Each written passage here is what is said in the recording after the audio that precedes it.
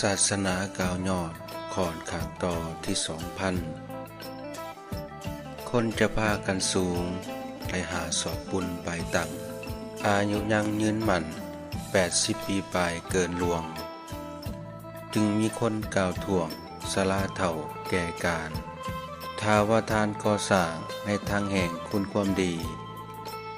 สร้างยอดบุญปารมีสูงอายุยืนนานเถ่าเอาชีวังตนขึ้นวนเวียนสวรรค์โดกย้อนพกบุญส่วนสร้างแสนศาสตร์เลิศผู้ดี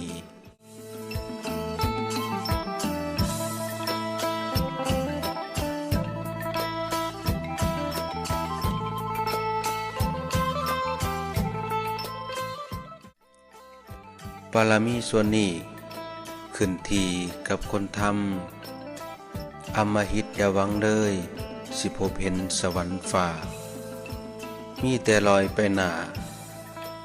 อเวจีทางต่ำทางผู้หับและผู้ให้ย้อนความตื่นต่ำใจเพิ่นว่าปลูกต้นไม้ถ้าหวังพองอยากกินผลคดต้นลำงามดีหลอกไม้บานพระตั้งขั้นหวังกินผลใหม่กกลำตายหากบ่สุ่มความหวังกลุ่มบาดท้ายความฝันแห่งบ่เกิดผล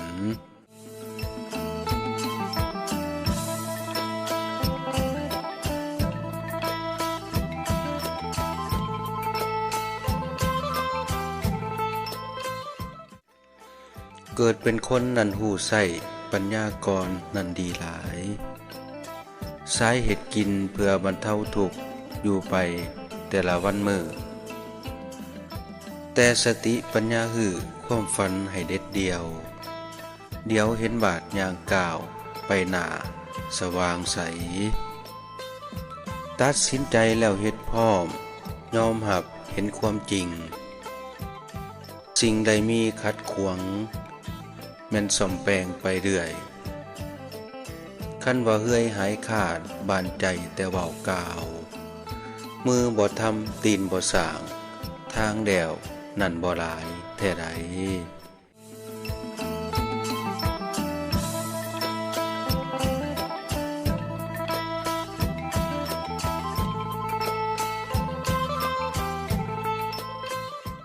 ยิ่งว่าไหลแต่เว้า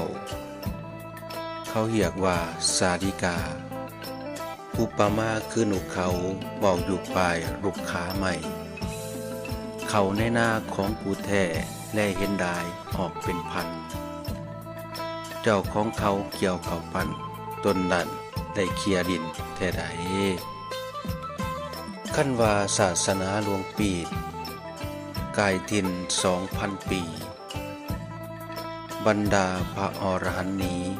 เกือบบ่มีหมุดเสียงมีแต่เพียงประสงค์เจ้าทั้งหลายนั่นยังอยู่ท้าผู้สอนสั่งให้พระธรรมแจ้งนั่นบ่มี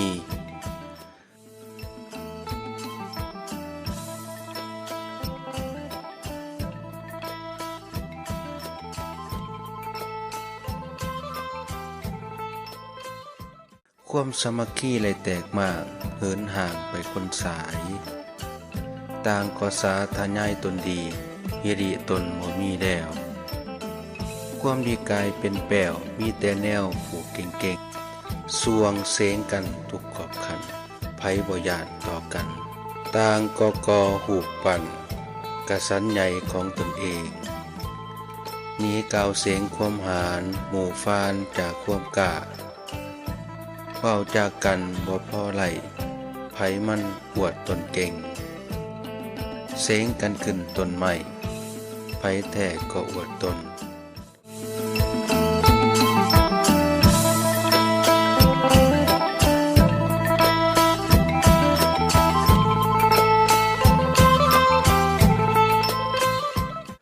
ศาสนาไหลผ่านพ้น 2,007 ปีขันสังคมเฮาจะแตกกันขาดสามัคคีหายความเสียหายจะดีขึ้นย้อนไผมันบ่ย่านย้อนตอนผลเสียแท้นั้นดานเด่นดอนเกิดรุ่นสังคมจะเกิดวุ่นมีแนวหมุนเป็นผง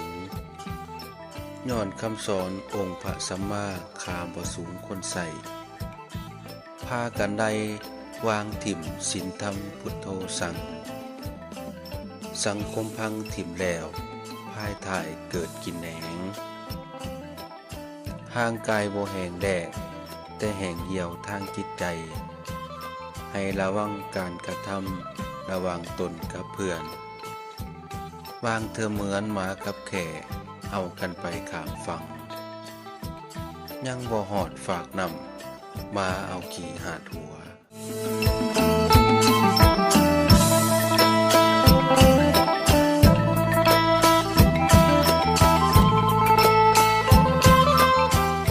เพิ่นว่าผัวหมากไม้แตกเป็นงาซุ่มแซงแสลงตนเป็นกลุ่มกองผักไผพวกมันแท้สังโฆเฮายิงกับแย่เหมือนแพร่แตกกลางแกงแข่งพักเจ้าพวกข่อยธรรมะพิได้นั่นบ่ถืออวดอ้างตนคือปากเว้าสอนคนอื่นนั่นคือหลายบ่ลำไรสอนตนเองก่อนกล่าวสอนชาวบ้านทั้งปากหวานหาเรื่องเอาการเมืองเข้ามาสู่โย่พักนั่นพักนี่ให้คัดของกีดกันปันพักเจ้าพวกข่อยหน่อยใหญ่คัดสมัคคีอวดความดีไปคนทางห่างเหินคำสอนเว้าพระสงฆ์เฮาข้าวนั่นปันกันไปเป็น4 กลุ่มซุ่มหนึ่งหลายแน่แท้แน่เห็นได้กว่าแสน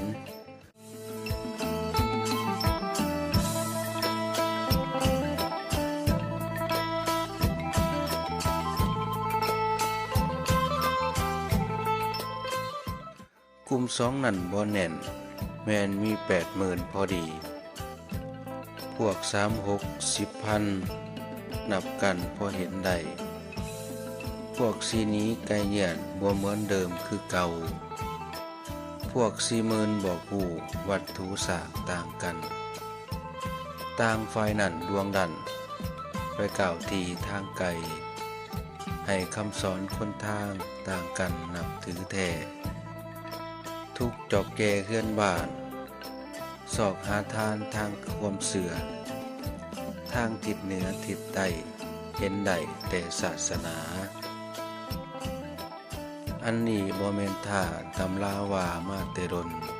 ตั้งแต่สิงหนศรีลังกาเหตุการณ์ข้าวนั้นคันว่าอรหันต์มุดสินบ่หลายคุณก็เสื่อมความเหลื่อมใสก็น้อยย้อนความหายแผดเผา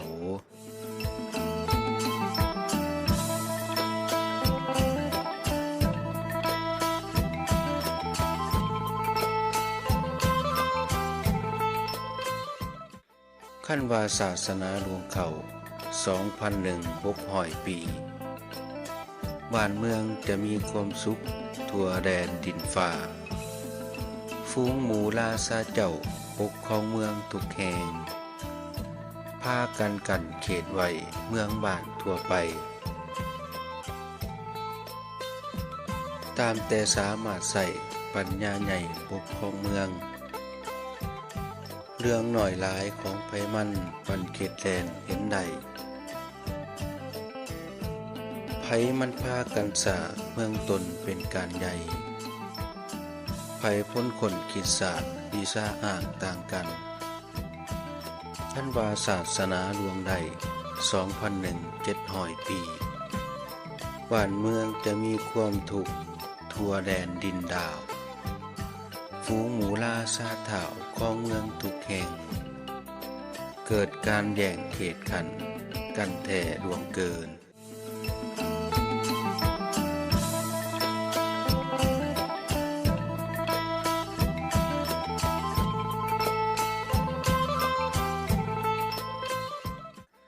ต่างเป่าเตินออกสู่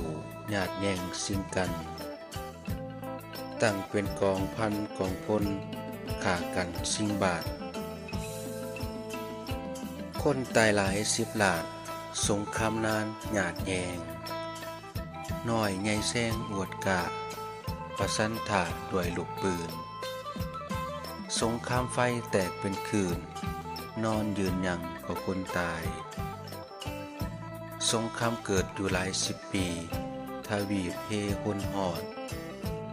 กลายเป็นคอนเผาใหม่ผงธุรีหรือทานบ้านเมืองเกิดห่อนใหม่โลกกาวุ่นแตกสลายจนว่าเรื่องนี้ห้ายห่อนเห่งไปถึงอินอำบรินเทวันผู้นางเน่าสวรรค์ฟ้าลิงสองตาลงมาไต่โลกามนุษย์โลกโศกให้เขาเกือกกลัวตัวจึงห่อนหลังไฟ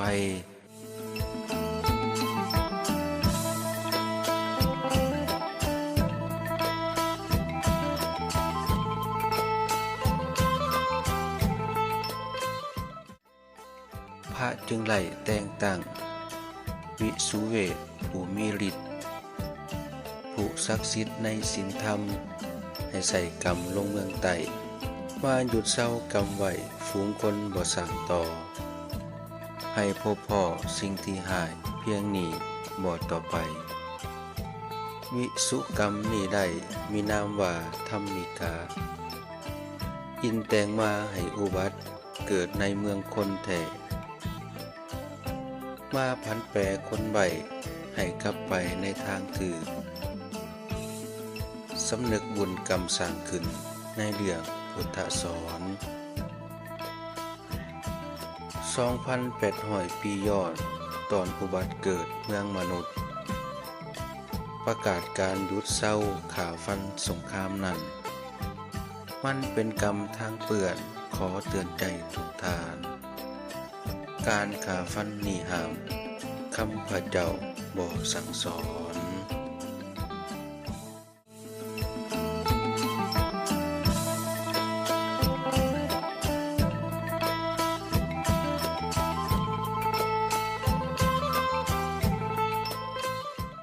พุทธเจ้าไหลก้าวย่อนให้ตั้งอยู่ในสันติหิริมีในตัวโอตตปานำพองขอให้รอมกันสร้างทางธรรมาพระเจ้ากล่าวชาวลาซาใหญ่หน่อยจอมสอยเกิดเสือฟังคนจึงยกสื่อทานบ้านใหญ่เป็นนามยศพญาธรรมมีกาลาซามโหสถโหดคนบ่ทำเปื่อนเตือนพวกเขาซุ่มนั่นหันมาในทางสอบธรรมะพุทธเจ้ากอบเขาเจ้าได้สั่งตวงศาสนาพุทธนั่นบ่รวงให้คนล่วงคำสอนแกงคอนกายผลพลาอย่าหวังเลยผลใดศีลธรรมมีไว้ให้ภัยมันได้อมอ่านการปฏิบัติแมนบานใดภัยมันนั่นอย่าดวงเกิน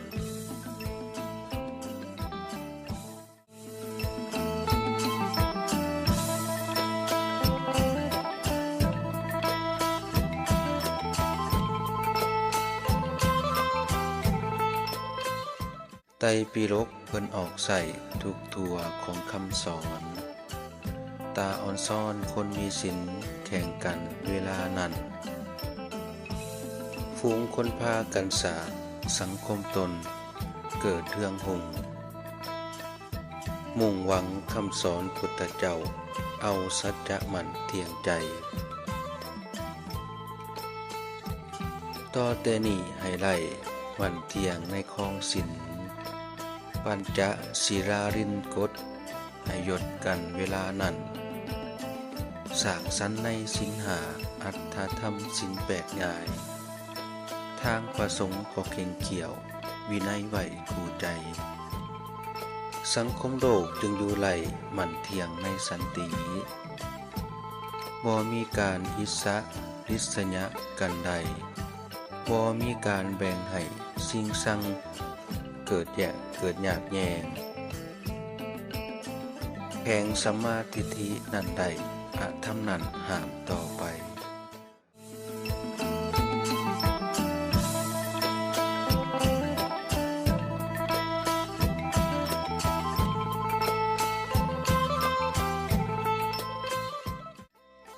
อายุสังขารนันใด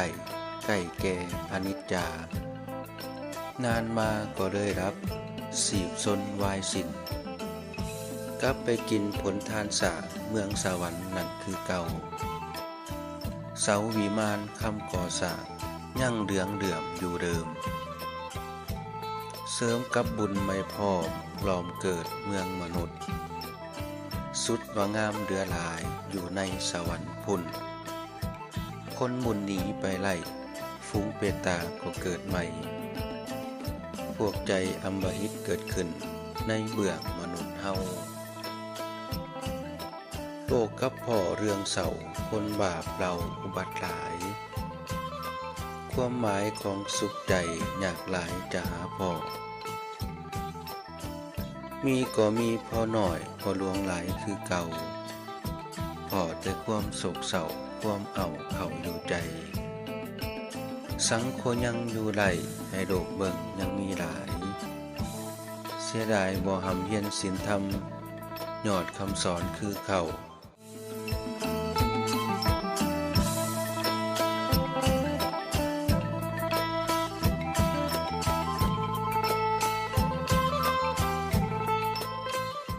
ฝูงหมู่สมณีเจ้า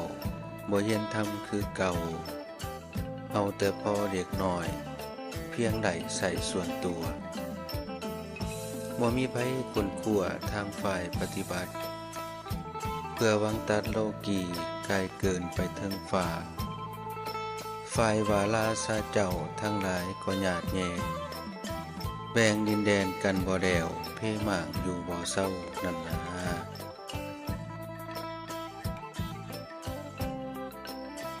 โลภาเว้าเบื้องต้นตนมีโกรธทั้งความหลงปงบ่ตกในความรักหลักหยาดสิ่งของบ้านใจกินเมืองน้อยเป็นของตนให้เกิดใหญ่สังคมไหลเกิดบุญไปหน้าบ่ขาดสายเพราะว่าศาสนานั่นใหญ่2,000 ดวงไปแห่งอุกลูกหลานบ่เกรงราชาข้าอัญญามีน้อยวุฒิลาของข่อยบ่ฟังความพ่อแม่เฒ่าแก่บ่ฟังความลูกเต่าเขาเอิ้นเสือกดืนว่า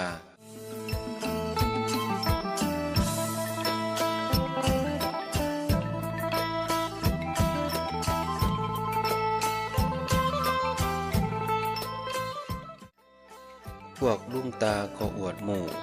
ว่าโตเกิดนานถึงเพิ่งเห็นโลกาก่อนเด็กกูเกิดมาวันนี้กูนั้นมีสิทธิ์ใส่อิทธิพลความเป็นใหญ่สู้นั้นกำเนิดใดก็กูสร้างเกิดมาพวกฝูงคนเกิดซาทางที่ว่าภายรุ่นสาวหนุ่มยังเยาว์วัยผ่านว่าไปทางข้างเส้นทางโลกาก้าวฝูงเฮาไหลเฮียนหำนำสันภูมิปริญญาก่อสร้างทางเบื้องบ่อนเข้าใจคนแก่นั่นบ่ได้ในส่วนปริญญามีแต่เพียงคำจาข้ามบ่ดีคือข่อยวิชาการก็มีน้อยคอยความตายมาสู่อยู่ก็อยู่สืบมือคนเฒ่าคาบ่ดีนี้ก็อวดเก่งกาดื้อสาวาตนหารฟานต่านทานเสียงหองว่าตนมีความกล้ามาจังให้ไฟใหม่อ่างตนไว้แล่นเก่งเสือนางเน่งอยู่ปากถ้ำไผบ่หูเมื่อคิง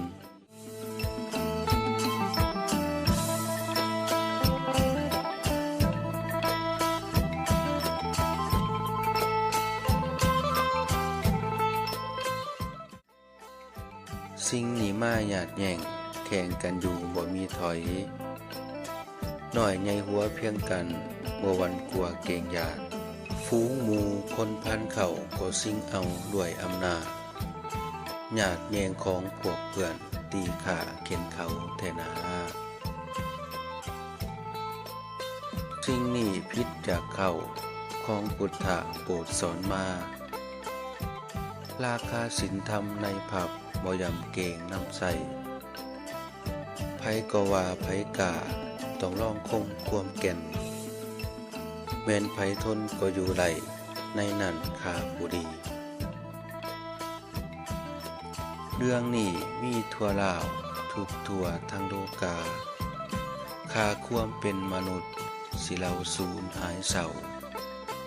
เอากลับไปข้าวกี่มีสัตสาใจต่ำเก็บกำความเนาเปื่อนมาเข้าอยู่ใจแต่บางคนนั้นได้ยังตั้งอยู่ในคลองศิลมีปัญจเมรินกินอายพระธรรมสร้างฟังทิศทางตนไว้ในทางสัมมาสอบประกอบศีลตั้งมั่นลั่นกันไว้สู่วัน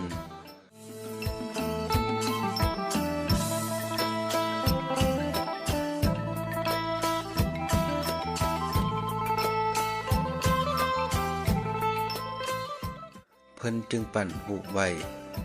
เป็นคันสั่งคือตาซิ่งดิ้งดูเห็นความเที่ยงธรรมระหว่างกรรมของคนสร้างทางกรรมดีมีหลายใดอาธรรมก็วางปล่อยถ้าศีลธรรมแค่น้อยอาธรรมแน่นเข้าอยู่หลายเว้าถึงความขี้ห้ายพระทรงอยู่ในคลองวัด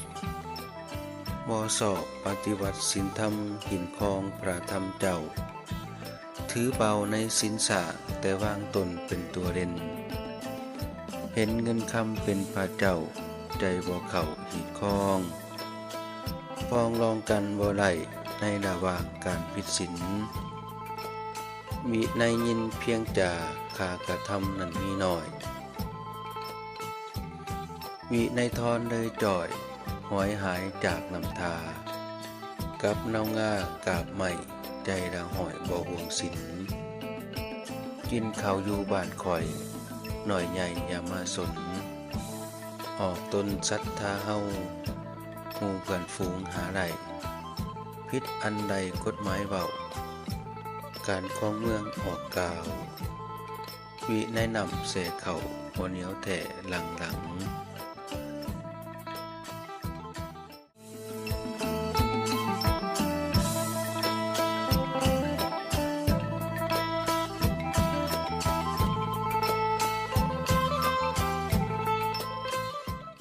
วางพองยังดื้อลาด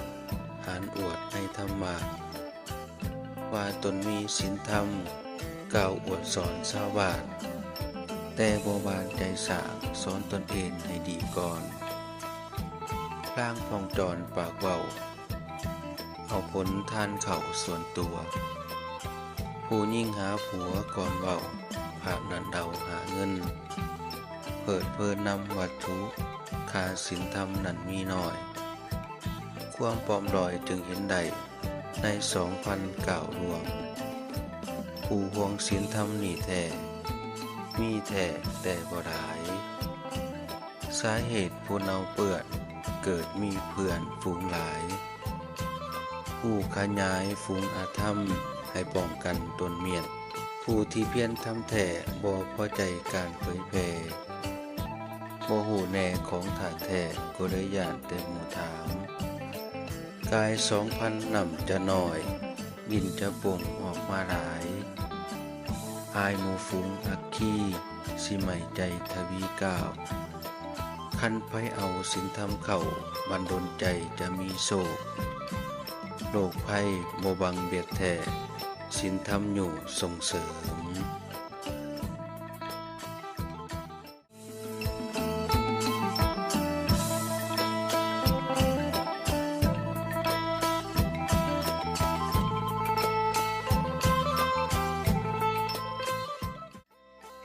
คันว่าเฮานั้นเดิมกับส่วนมาทางดีศีลธรรมยังมีจริงสิ่งคำคูณยังมีแท้ขอกุญแจคือแนวนี้ฟังเอาขาดจะกล่าว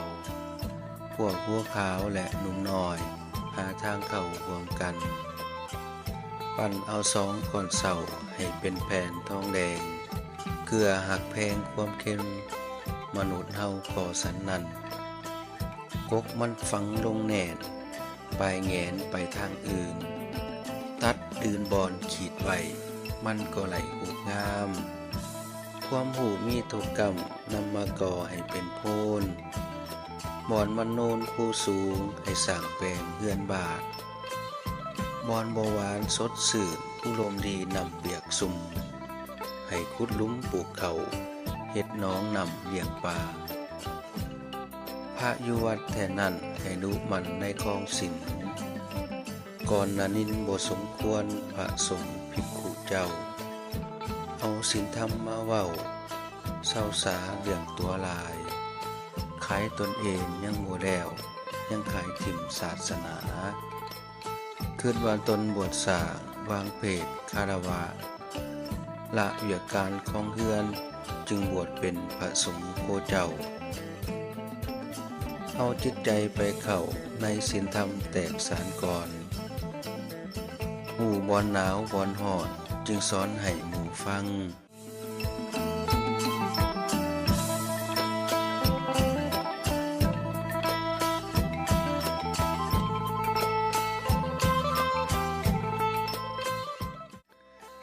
ตั้งใจเรียนหอบหูในหมู่ของคำสอนเขียนเป็นตอนก่อนสารผ่านโรงเรียนความหูสู่ทนว่าจะเว้าสัจจังเวในความเสื่อละตัวเหนือหลอกไตให้เขาเว้าลาเจ้าของเฮ็ดอันใดสอดคล้องให้มั่นคงทางธรรมะเผยแผ่จากคำคนส่วนกุศลทางสร้างพระเป็นทางกลางไหลให้สังคมได้ฟังเสือเขาขังเนื้อละขังไตเขาเอิ้นว่าพระปลอมจิตใจให้นอบน้อมเผยแผ่ศีลธรรมหลายขยายไปทุกแจแผ่ให้คนเรียนรู้เฮ็ดตามคู่พระสัมมาเว้าอย่าเอาใจอัตโนภาพสาบซึมหลังนี้ได้ลาพานัดจะแล่นตามถ้าให้งามไปกว่านั้นให้มันกล่าวสัมมาวาจาอย่าเป็นพระยามเห็นคนแต่เป็นโจมยานเขาใหญ่อบพมสายสัมพันธ์ไว้ในศีลธรรมทั้ง80,000ความหูตื่นเฮ็ดบ่ได้ให้เฮียนซ้ำตื่มแถม